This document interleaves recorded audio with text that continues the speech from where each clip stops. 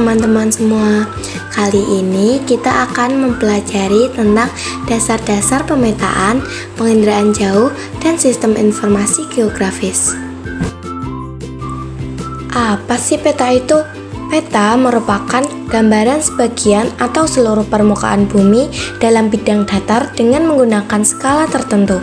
Dalam peta, terdapat komponen-komponen peta. Komponen-komponen peta ini disebut kelengkapan pada peta. Komponen yang pertama adalah judul. Judul peta harus menggambarkan isi dan karakteristik peta yang digambarkan. Dan yang kedua, garis tepi. Garis tepi adalah garis yang terletak di bagian tepi peta dan ujung-ujung tiap garis bertemu dengan ujung garis yang lain.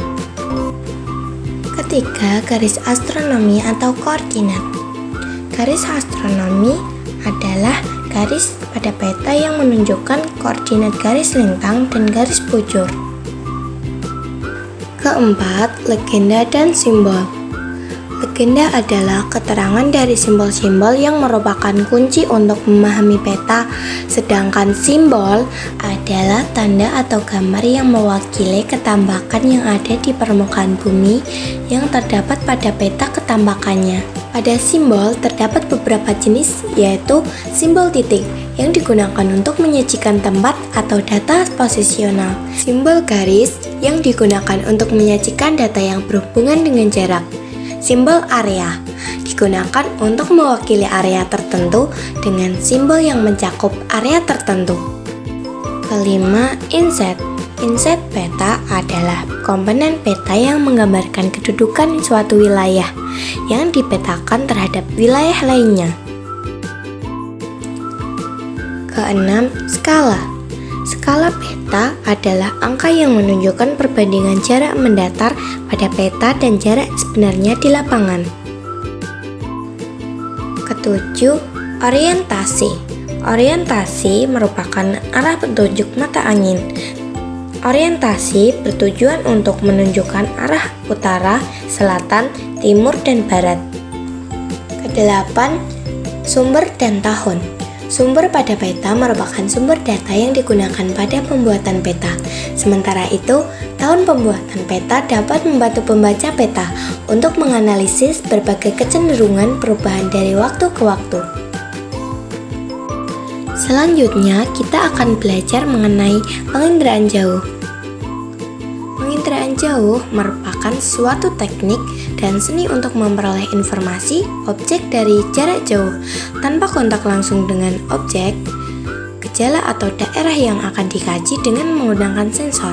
Dalam penginderaan jauh terdapat komponen-komponen yang saling terkait. Yang pertama, sumber tenaga. Sumber tenaga dalam proses inderaja terdiri atas sistem pasif yang menggunakan sinar matahari dan sistem aktif yang menggunakan tenaga buatan seperti gelombang mikro.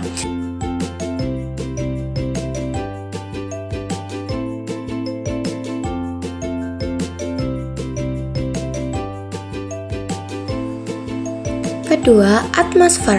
Lapisan udara terdiri atas berbagai jenis gas seperti O2, CO2, nitrogen, hidrogen, dan helium. Molekul-molekul gas yang terdapat di dalam atmosfer tersebut dapat menyerap, memantulkan, dan melewatkan radiasi elektromagnetik.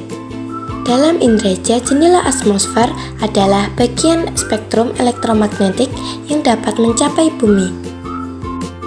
Ketiga, objek. Objek adalah segala sesuatu yang menjadi sasaran dalam penginderaan jauh. Objek meliputi atmosfer, biosfer, hidrosfer, dan litosfer. Setiap objek memantulkan panjang gelombang tertentu sehingga dapat memiliki kenampakan yang berbeda pada sensor. Selanjutnya, wahana. Wahana adalah kendaraan yang digunakan untuk membawa sensor guna mendapatkan data inderaja. Berdasarkan ketinggian peredaran dan tempat pantulan di angkasa, wahana bisa dibedakan menjadi dua, yaitu wahana pesawat terbang dan wahana satelit. Kelima, sensor. Sensor adalah benda yang digunakan untuk melacak, mendeteksi, dan merekam. objek-objek di alam dan jangkauan tertentu. Jadi, sensor berfungsi untuk menerima dan merekam tenaga yang datang dari suatu objek.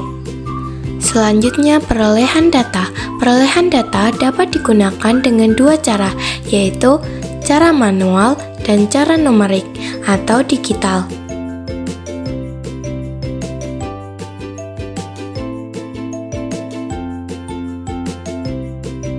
Selanjutnya, pengguna data. Pengguna data dalam sistem ini bisa lembaga atau individu yang berkepentingan memanfaatkan hasil penginderaan jauh. Interpretasi citra. Dalam perekaman tenaga dan objek oleh sensor akan mendapatkan hasil data atau citra. Proses ini disebut juga dengan interpretasi citra. Alat manual yang digunakan untuk menginterpretasi citra disebut stereoskop. Stereoskop terdapat unsur-unsur yang perlu kalian ketahui. Yang pertama, rona.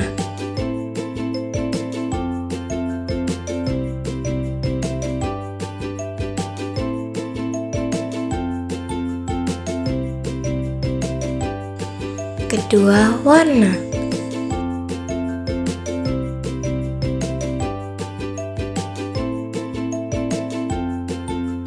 Ketiga, bentuk.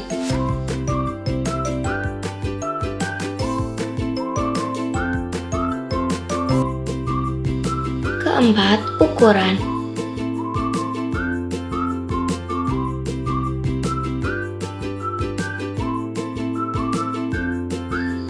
Kelima, tekstur. Keenam, pola.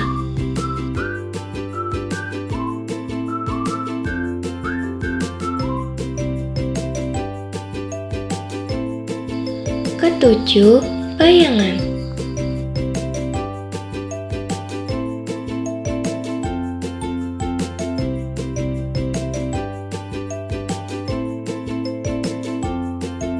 Kedelapan, situs.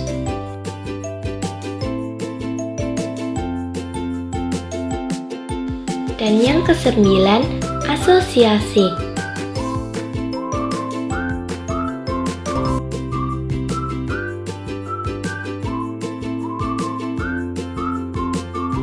Dalam pembelajaran sebelumnya, kita telah belajar tentang peta dan penginderaan jauh.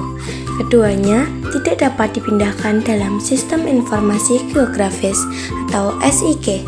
SIG merupakan sistem khusus yang mengolah database yang berisi data dengan referensi geografis dan memiliki informasi spasial. Masukan data SIG banyak diperoleh dari citra penginderaan jauh. Semua informasi itu diperoleh dengan menggunakan komputer. Singkatnya, SIG merupakan sistem yang berfungsi untuk mengumpulkan, mengatur, mengelola, menyimpan, dan menyajikan segala jenis data, informasi yang berkaitan dengan kondisi geografis suatu wilayah.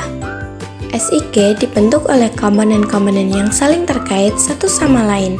Dari komponen-komponen tersebut, terdapat 3 komponen yang sangat penting, yaitu perangkat keras atau hardware,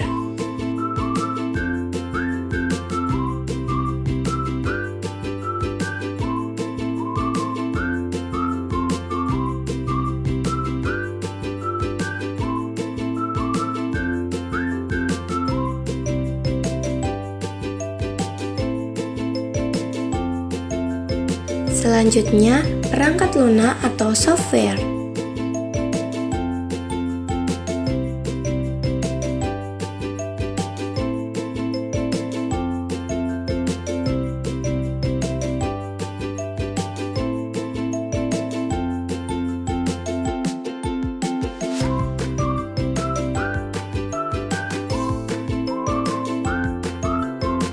Yang terakhir adalah komponen manusia sebagai pengguna atau brainware.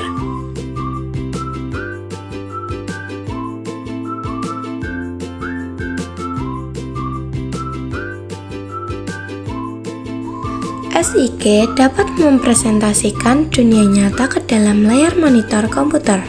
Oleh karena itu, SIG sama halnya dengan lembaga peta yang mempresentasikan dunia nyata di atas kertas.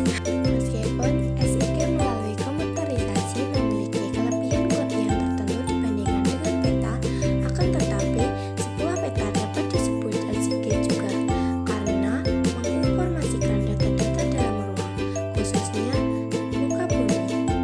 Sebagai sebuah sistem, tahapan kerja dalam SIG meliputi: pertama, masukkan data atau input.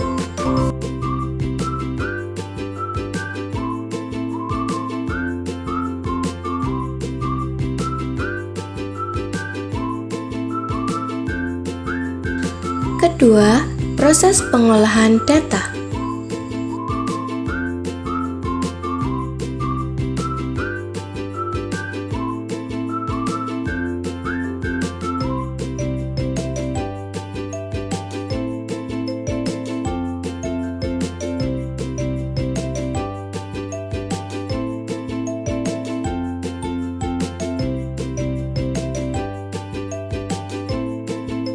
Dan yang terakhir, keluaran atau output.